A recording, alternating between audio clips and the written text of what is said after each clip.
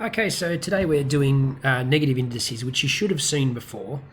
And I know there's a few things that people often use with this sort of devices to remember the what to do with negative indices. And I know that one of them comes along and it's cross the line, change the sign. Oop. So if you remember this, that might be of some use for you.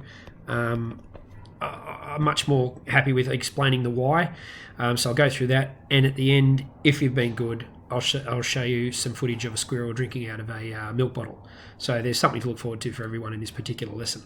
So we have this situation here in this first example up here of when we've got a negative indice, we just replace that as a positive indice, but put it on the bottom of a denominator, put it in a denominator of a fraction.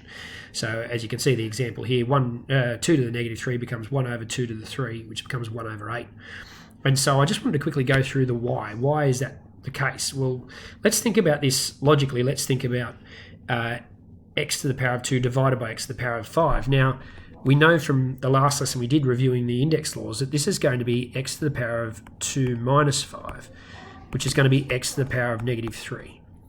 So already we know that we should end up with negative indices sometimes. And if we obey the index laws, that's how we're going to get there. But let's have a look at that question again as if we wrote it out in expanded form. What if we said, instead, what if we wrote this like this? What if we said, well, x squared is just x times x, and x to the power of 5 is x times x times x times x times x. All right, so we've got 2 x's up the top, 5 x's down below, and I can go through and I can cancel out. And I cancel that one out with that one, and I cancel that one with that one. Obviously, when I'm dividing here, I'm going to end up with, when I divide x by x, this is going to be equal to 1, that's going to be equal to 1, that's going to be equal to 1, that's going to be equal to 1. So when I rewrite this out, I'm going to end up with, well, up the top, I've now got 1 times 1, so that's just going to end up with 1. And down the bottom, I've got x to the power of 3. And so you can see here with the same question done two different ways, we've ended up using the index laws. We end up here with x to the power of negative 3, but using just standard mathematics that we've used before and cancelling things out, we end up there. So what we end up is with these two things equal each other. That's a very poor equals. I'll try it again with a nice, there we go. So those two things are equal to each other. So that's why if we apply that those initial index laws and do the subtraction, we're going to end up with the situation where we create a negative indice, and when we see that in practice, we see that creates a fraction. So that's sort of why we have this first relationship. I'm just going to pause for a second.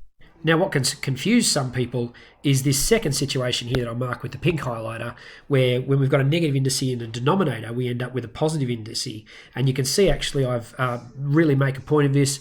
The example there is wrong. 1 with 2 to the power of negative 3 does not equal 2 to the power of negative 3. It equals 2 to the power of 3. That's a typo there. Please change that on your notes. And I just sort of left that with, well, why is that the case? Why does this become a positive situation? And so if we look at it, what we've essentially got there is 1 divided by x to the power of negative 4. So let's write that out. 1 divided by x to the power of negative 4. But x to the power of negative 4, we've just learned above, is going to be just 1 over x to the power of 4. So that's just going to equal 1 divided by 1 over x to the power of 4. So we've got rid of that negative sign that was bothering us, and now we've just got this to let to go. So then we've got the situation of, well, hang on a second, how are we going to multiply, how are we going to divide these? Generally at division, we flip and times, or we use the pancake method. You keep the first fraction the same, you change the sign to a multiplication sign, and you flip the second fraction. So now we end up with a situation where we've got 1 times by x to the power of 4. Well, that's x to the power of 4, and our denominator is 1 times 1, because of course this is 1 is just the same as 1 over 1. So when we do that, we end up with a situation where math says we have to end up with x to a positive power. So if you've got a negative power in the denominator, it's going to move to the numerator and have a positive power. So once again, getting back to that initial little catchphrase that often gets used by math teachers, cross the line, change the sign. So if you've got a positive power and in the numerator you put in the denominator, it's going to become a negative power. And if you've got a positive power in your denominator and you move it up to the numerator, it's going to become negative. And generally we like to express most of our algebra in simplest form has positive indices. There are some times where we'll express it other ways, but that's how we generally do it. So let's go through a few examples. So here we've got y to the power of negative 4, just keeping very much with that very first idea. We just cross the line, change the sign, it becomes 1 over y to the power of 4. Then we move on to this next one, and you just sort of want to break this up. Let's think about this, and if we think, it will highlight in yellow those things that are going to make their way to a denominator, and anything with a negative power is going to have to go down into a denominator to become positive.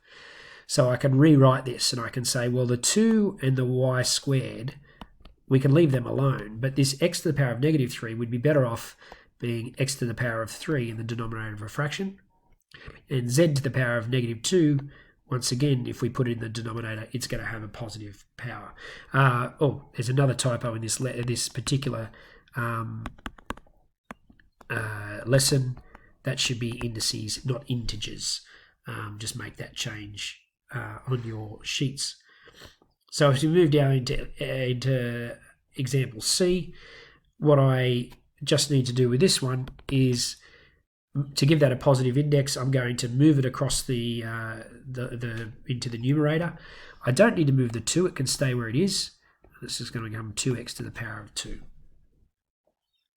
Okay, so next up, we've got example D, which is a lot like the third and fourth little rules that are there. And I'm just going to pause for 1 second.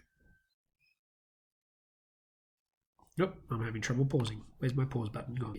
Sorry about that. I got a little bit of hay fever from mowing my lawn yesterday, and it's bothering me, and I thought it's probably best not to broadcast me blowing my nose. So these 2 examples at the bottom here, which I'll just put a bit of yellow highlighter next to, those are pretty easy to see following on from those earlier examples, that if we've got a fraction to a negative power, well, it's going to turn that fraction upside down. If you think about it, that probably makes a fair bit of sense. And obviously, if it's a negative power other than 1, it's going to do more than flip it upside down. We're also then going to have to multiply. We're then also then going to have to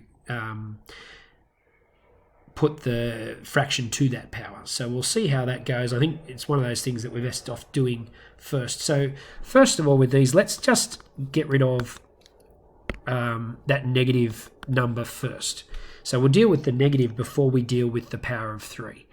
So in order to deal with the negative, I've just got to flip my fraction upside down, or take the reciprocal of it. But it's still now to the power of 3. So all I've done is I've dealt with that negative part of the indice by putting it to the power, by flipping my fraction upside down.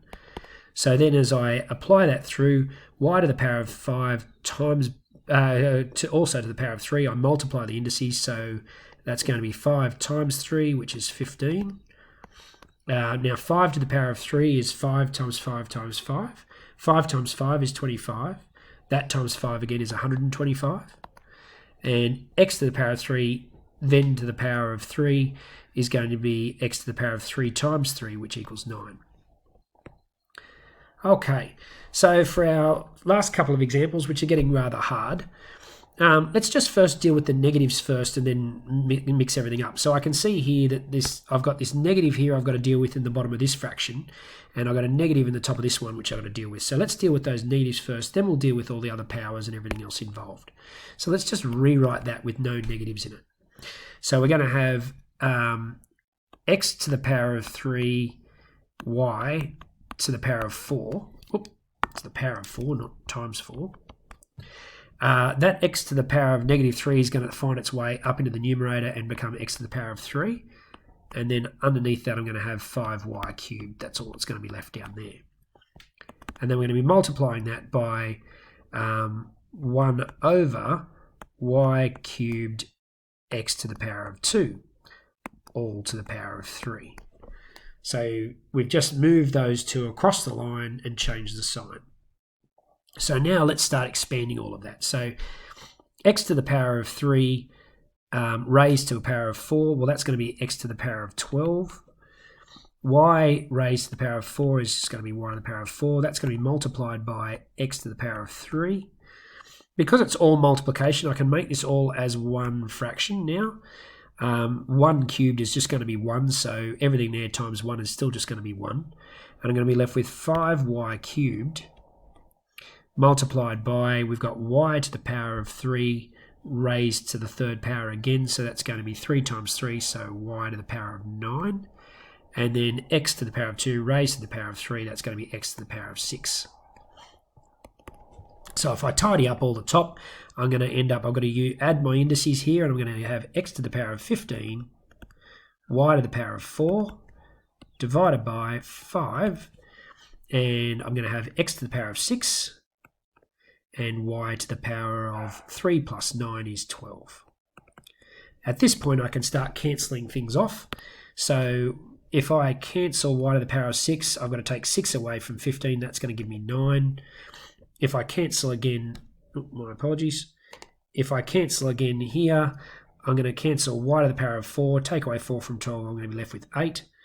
So finally, I'm going to end up with x to the power of 9 divided by 5y to the power of 8. It's a little bit small to see there, but I'm sure you can manage.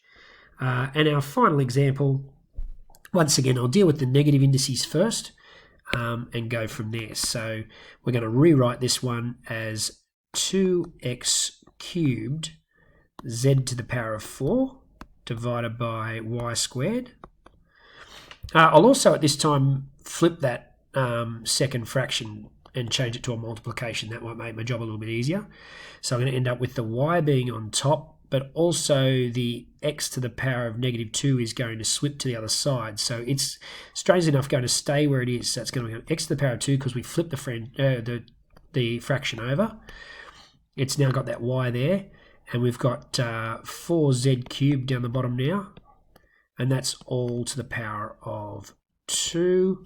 And I didn't actually put this power of 3 around that. So we've just dealt with two things. We dealt with the negative indice, and we've done the flip needed for the for them to change. We needed to flip to do the division. We flipped and changed it to a multiplication. So doing our pancake method or flipping times, or however you want to remember that. So now as we start putting all that out, 2 cubed is going to be 8. X to the power of 3 to the power of 3 is going to be 9. X to the power of 9. Z to the power of 4 to the power of 3 is 4 times 3, that's 12. That's going to be multiplied by x to the power of 2 to the power of 2 again is going to be x to the power of 4, 2 times 2, and we're going to end up with y squared. And then down the bottom we're going to end up with y squared to the power of 3, so that's going to be y to the power of 6, 3 times 2, times by 4z, so 4 squared is going to be 16, z cubed to the power of 2 is going to be z to the power of 6. And now we can just start simplifying all of this off. First of all, I'll deal with my numbers. 8 and 16 cancel each other out, and we end up with 2 down the bottom. We can then start cancelling our z's. So z to the power of 6, we just take away 6 off z from the top, and y to the power of 6 down the bottom, and we've got y to the power of 2 up top, so that's going to cancel out. We take 2 off 6, and we're going to end up with 4. So now we rewrite everything that's left, and we're going to have 9 plus 4 is 13, so we're going to have x to the power of 13, z to the power of 6, over 2 lots of y to the power of 4. Now, I made a promise of squirrels, and I intend to deliver. Obviously, make sure you get in and do some examples of that. Like before, stick with the... try and make sure you get a good bit of work done on these areas. In this particular example, it's questions 4 through to 8. Obviously, follow your work program, but make sure you're getting good practice on those. It'd be great if you could get up and do some problem solving, more difficult ones later. But make sure, particularly while we're working from home, get those key skills right. Check your answers, make sure you're getting them right. Don't practice getting them wrong. And I've literally only got 10 seconds left to show you the squirrels. So let's go.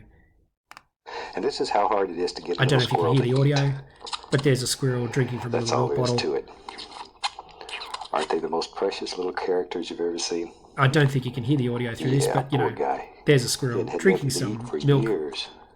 Have a good day.